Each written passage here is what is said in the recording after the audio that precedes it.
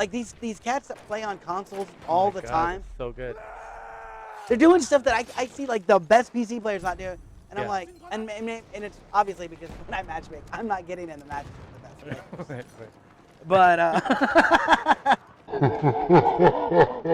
Whoa, dudes and dudettes, it's Dan Mitre, community manager for DICE, here to tell you about our latest update, which coincides with the They Shall Not Pass DLC for premium members. Awesome! Those people that like to reward us with money in order to give them more content than this empty shell of a shooter. Unfortunately, I couldn't be at the live stream yesterday because I was super hungover, bruh, but I got Fat Eminem and Zorro to host it instead.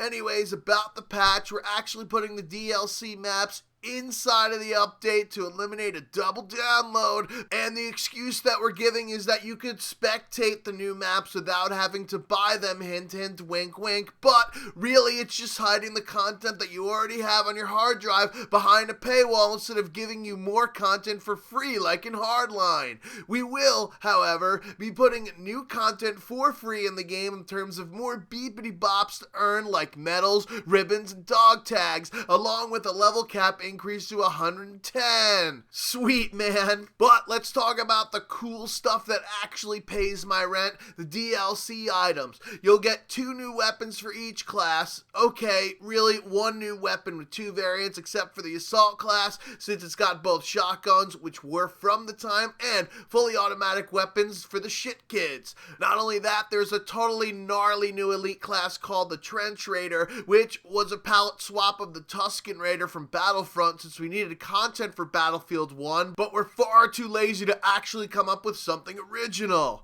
As you can see from the gameplay in the background, it's like totally overpowered as fuck. It's got a club for a primary weapon that will one hit, which should be a total joy to play against, the ability to hit people at longer ranges with whatever pistol was in their loadout, and the gadgets being replaced by a medical crate so you could keep yourself alive even longer despite the fact that you take less damage because of the increased armor, and portable smoke grenade launcher to sneak up on people in addition to 3 frag grenades. Oh, and the only counter is to melee him, but good luck getting close enough to hit a one-hit kill machine.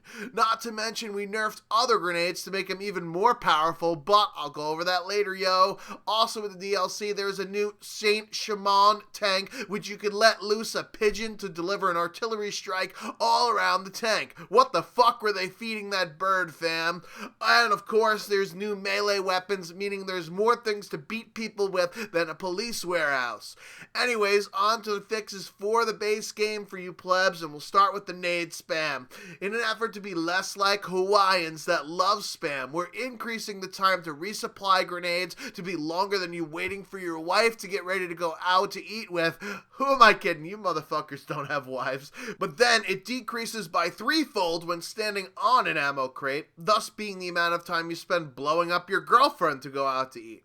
We're still looking to those shit buckets in the Roots initiative to give us ideas on how to fix our game because we're totally stumped here. And so far we've got an increased time on the throwing animation and manually having to resupply grenades by pushing a button. The smoke, gas, and mini grenades along with the incendiary tripwire quantity has been reduced to 1 from 2, and ammo pouches no longer resupply grenades, which makes them as useful as fallopian tubes on a lesbian. We also nerfed the impact and incendiary explosion time along with the blast radius for the light and assault anti-tank grenades. Lastly, on things that go boom, the resupply for the crossbow launcher has been increased in line with the other nades, but it's just more annoying because you can launch them further than a small arm soldier can throw.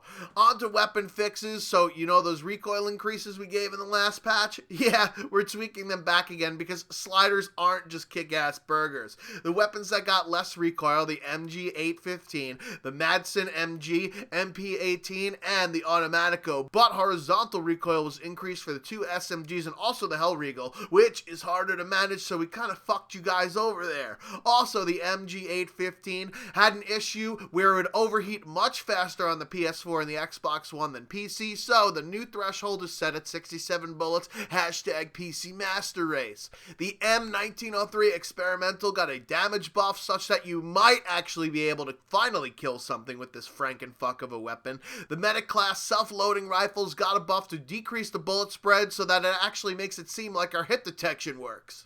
As if airplanes weren't easy enough with the self-repair option and the lack of infantry weapons to shoot them out of the sky, the anti-air cannons got a nerf to the tune of 40% less damage to bombers and 50% less damage to those fighters and attack planes.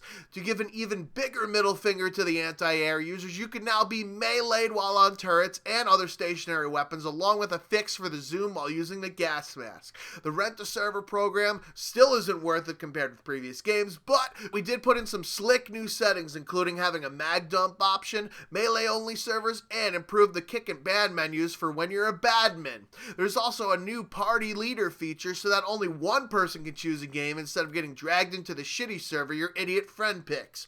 On to maps, as we've reduced the intensity of the fog on Giant Shadow, because that's the only map where it's Sifagana Hefa Herpa Ebolades.